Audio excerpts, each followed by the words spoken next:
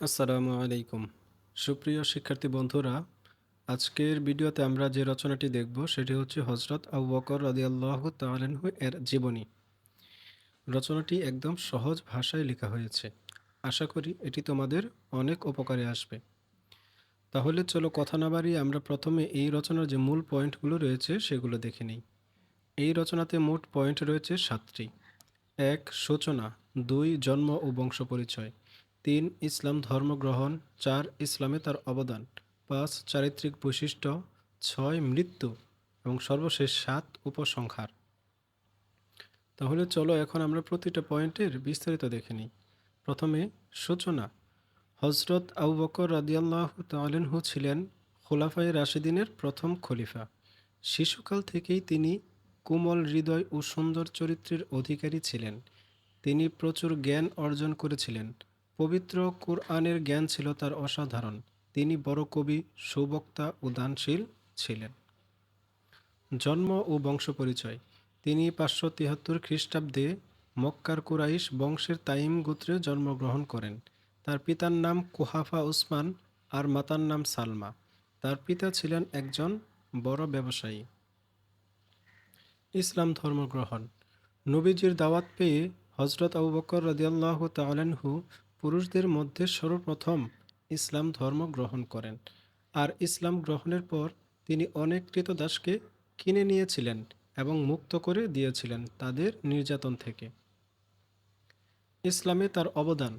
তিনি মহানবী হযরত মুহাম্মদ সাল্লাল্লাহু আলাইহি ওয়াসাল্লাম এর সর্বাধিক প্রিয় সাহাবী ছিলেন। নবীজি সাল্লাল্লাহু আলাইহি ওয়াসাল্লাম এর সাথে তার গভীর বন্ধুত্ব ছিল। তিনি ছিলেন সাহসী ও প্রভাবশালী। তাই তিনি ইসলাম ধর্ম গ্রহণের পর প্রকাশ্যে ইসলাম ধর্ম প্রচার শুরু করেন। ইসলাম ধর্ম প্রচার করার সময় মক্কার অনেক লোক মহানবী সাল্লাল্লাহু আলাইহি ওয়াসাল্লামের সঙ্গে শত্রুতা শুরু করলে তিনি মহানবী সাল্লাল্লাহু আলাইহি ওয়াসাল্লামকে সাহস জুগিয়েছিলেন। তিনি নিজের অর্থে ক্রীতদাস বেলাল রাদিয়াল্লাহু তাআলা আনহু এবং আরও অনেক ক্রীতদাসকে ক্রয় করে মুক্তি দেন। তাবুক যুদ্ধে তিনি তার সমস্ত সম্পদ মহানবী সাল্লাল্লাহু আলাইহি ওয়াসাল্লামকে দান করেন। চারিত্রিক বৈশিষ্ট্য। মহানবী হযরত মুহাম্মদ সাল্লাল্লাহু আলাইহি ওয়াসাল্লামের ইন্তেকালের পর তিনি সমগ্র মুসলিম জাহানের প্রথম খলিফা নির্বাচিত হন। তিনি ছিলেন গরিবের বন্ধু, নিঃস্ব, দুঃখী ও অভাবী মানুষের আপনজন। খলিফা হয়েও তিনি তাদের কাছ থেকে দূরে সরে যাননি।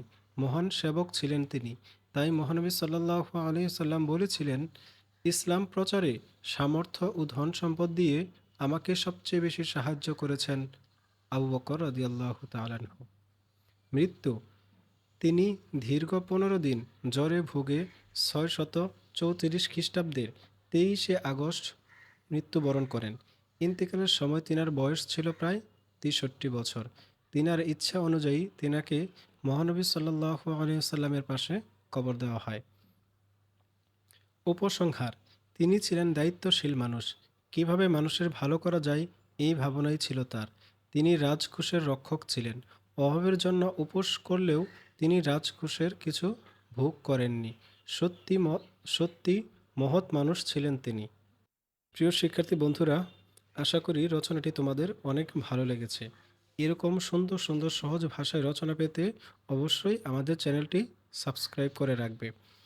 আর প্রতিটি রচনা তোমরা যদি ডাউনলোড করতে চাও কিংবা প্রিন্ট করতে চাও তাহলে ভিডিওর নিচে এই রচনাটির লিংক দেওয়া আছে।